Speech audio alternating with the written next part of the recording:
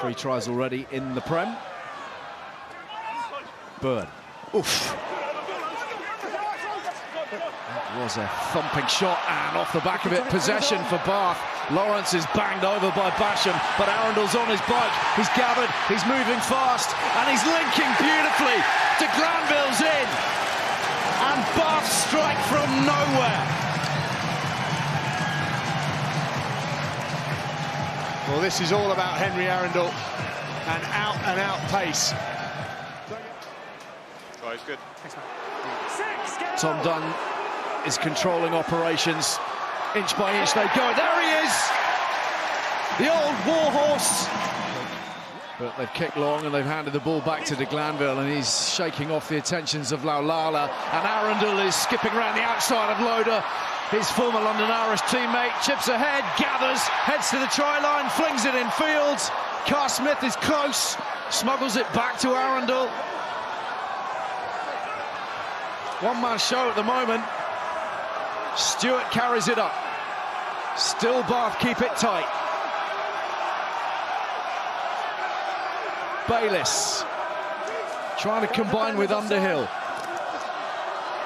Tight to the ruck they go. And that's why Ollie Lawrence notches Bath's third, and there'll be a nod and a wink in the direction of this man. Well, look, let's face it, you're not stopping Ollie Lawrence from that far out, coming that quickly. But this is all about Henry Arundel again. If you're going to fly out the line defensively, make sure you get your man. Taken on by Byrne. Williams arrives and probes that short side really effectively. Atkinson. Lawrence in over the top of it, and he's been rewarded by Carl Dixon. He's got the turnover. Wasn't part of the tackle.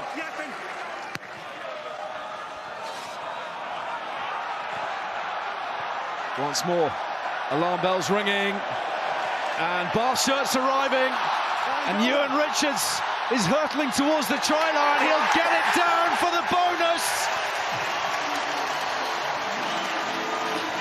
Gloucester at 6s and 7s. The hunger and the desire from Bath. Have they got something in them here, right at the tail end of this first half? They could really use it. Atkinson pops it up for Joseph. They're well back behind the gain line again. They need some link play. Joseph running away from cover, running away from support. Might not need any support. Will Joseph? That is some solo score. Looked to be running down a blind alley. Had everybody beaten. That's absolutely outstanding. As well. Byrne again, trying to find the edge here. Working it to Loader. Through the tackle of de Glanville. And one more as well, as Lawrence is bumped off. I haven't seen anything live. Okay, number 10 has made the tackle. He's clearly on the floor, and he's kicked the ball while on the floor, so he's out of the game. In a good attacking position, that's the yellow card against Bath. Yeah, agreed. Question now, what can they do with the possession? Thomas Williams feeds it out. Atkinson swings it wide. Thorley's there, running. Now then, just maybe flickers of light. Atkinson again, putting width on the ball to Charlie Atkinson. This is Joseph, straightening really well through the hole. Brilliant burst from Will Joseph. One man to beat, in fact, 2 to beat. He's gone round the first, and de Glanville comes back, and so too does Ollie Lawrence. Outstanding tackle from Lawrence. Quick ball here for Gloucester, though. They've got their tails up. Loader! Hello! They're not just alive, they're causing real problems now, Gloucester. Well, they're not mucking around in the quality of their tries, are they, either? Another absolute worldie. Ross Byrne to get into the corner, and well, that's a good finish, isn't it? Russell. Van Wyk clung onto by Knight. Lightning quick ruck ball, isn't it? Through the middle they go. Ewan Richards stretches clear. And Bath, you are tempted to say, have put the lid on this one. So the juggernaut rolls on. Bath 3 from 3. Another bonus point win, and today much too good for Gloucester, really. Once again, they're the ones setting the standards, leading the charge. Finn Russell and a full box of tricks. 6 tries and full-time. Bath 38, Gloucester 17. Well, Finn, congratulations once again. How much did you enjoy, firstly, being back in action? It was awesome getting back in here. I think having 10 weeks since my last game, it's a long time, probably the longest I've had off in a while. And it was really good, actually. It gets you that, the desire to come back and play. I think if you have too little a time off, it almost feels a bit repetitive. So this summer was great for Johan, letting me have some extra time off. And I was really kind of hungry to get back in and play back here at the Rec. Yeah, I mean, I think your performance certainly showed that. The guys in commentary were very complimentary, not just about your usual game, but defensively as well. Excellent. Yeah, and a yellow card as well, so a bit of everything. I was coming to that. A bit of everything, so.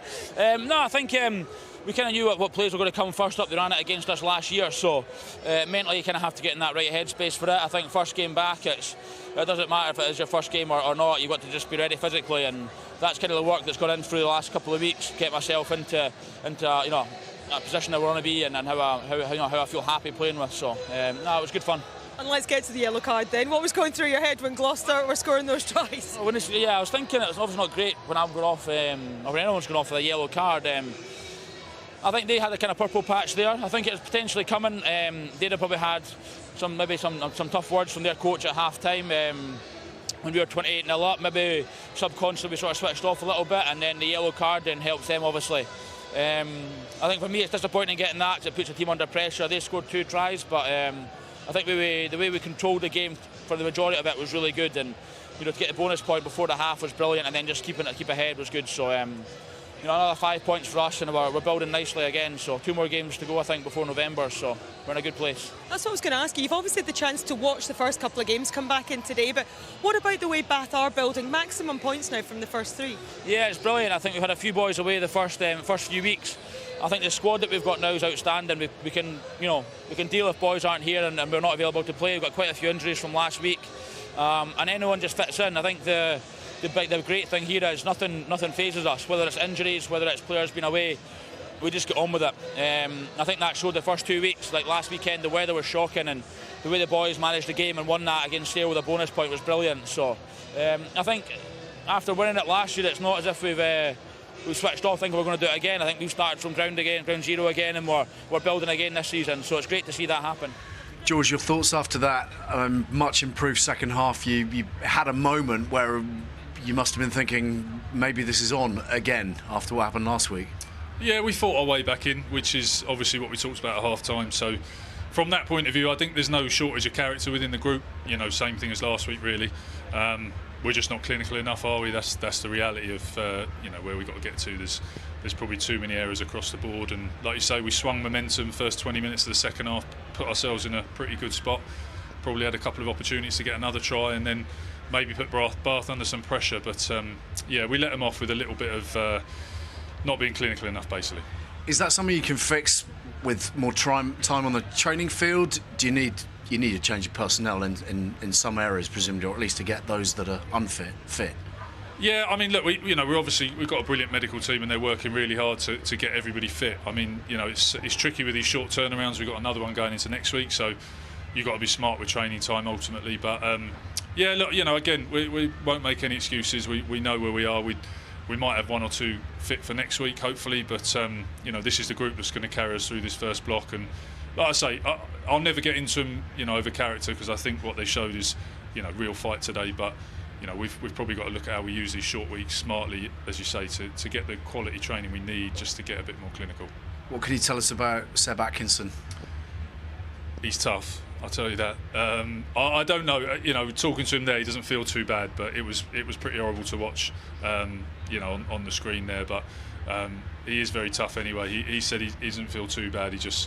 He felt like he's coming back to life in the back of his legs. So obviously we'll get him checked out and we look after him. He's a key player for us. I thought he played well tonight. He's physical, and hopefully he's not too bad. Word on Bath, I don't think there'll be too many who come here and leave with an awful lot. Sale didn't, you haven't, but you didn't come too far away from the 4th try bonus. They're pretty tasty at the moment, aren't they? Yeah, look, they're a force, aren't they? There's no sort of dressing it up any other way. They're physical. Their collisions are big. Their breakdown work is outstanding. The amount of poachers they've got, which we saw today. Their kicking game is very smart, and they've got players when they unleash. So they are, to be fair to them, they're the full package. I'd like to be in the first team to get a point this season off them. That would have been something, but they're very, very hard to deal with. JP, how satisfied with that? Yeah, very satisfied, Ali. I thought our first 20, we did really well the first 20 in the first half. The last 20, exceptional with the substitutes coming on. I reckon we can manage and be a bit better the last 20 of the first half. And again, coming out, mindset was we in the second half that we just got to put it to bed now. We shouldn't let our foot off the pedal. And then Finn gets the yellow, so I thought that period we really managed that yellow card period pretty well. So yeah, very happy about that one. Can I talk to you about Finn Russell's defence? You are the defence coach. He was extraordinary today in that department. Obviously, everybody talks about the flicks and the tricks and all the extraordinary skill that he has, but that is a part of his game that is very noticeable at the moment. Yeah, I think Finn's not scared of contact. The narrative, and I'm not saying there is a narrative, but around him not being able to tackle. He's a world-class tackler. He's in that position. He doesn't want to be moved. I'm also of the opinion that I'm not going to move him around to try and hide him from big carries and that. But I take you back since he's arrived. When he played Racing over here, he was incredible in the contact. He was incredible tonight again in the tackle. So yeah, happy where he is defensively, and obviously first came back after the Lions series. You've had a number of people impress in the last few weeks. Henry Arundel today, some wicked footwork, some extraordinary pace. He's been quite the addition, hasn't he? Yeah, I thought he's going to get man of the match, but obviously Finn pipped him there. But yeah, incredible. Again, working hard on Henry's aerial game, working hard on his defence. And I mean, what you saw out there from him tonight, with ball in hand, that's what he does and that's what he loves. So very happy he's in the blue, white and black. What about the situation at lock? Obviously, you've had a number of injuries there, but Ewan Richards has had to be very patient, hasn't he? And again, stepped up, took his chance. Yeah, I mean, Ewan was incredible tonight at 4. He can play 6 as well, but he played in that Prem Cup final and he led the team. I think in the first minute or two, he got a broken nose and he carried on and lifted the trophy at the end of the day. So yes, he had to be patient, and obviously Charlie and Quinn injured now, but next guy steps up, and I think that's where the squad system is so good currently with Bath, and how we manage those guys and how we get them through the ranks, and now they're there, and it's just it's another guy just putting on the jersey and making a difference, so it's very good.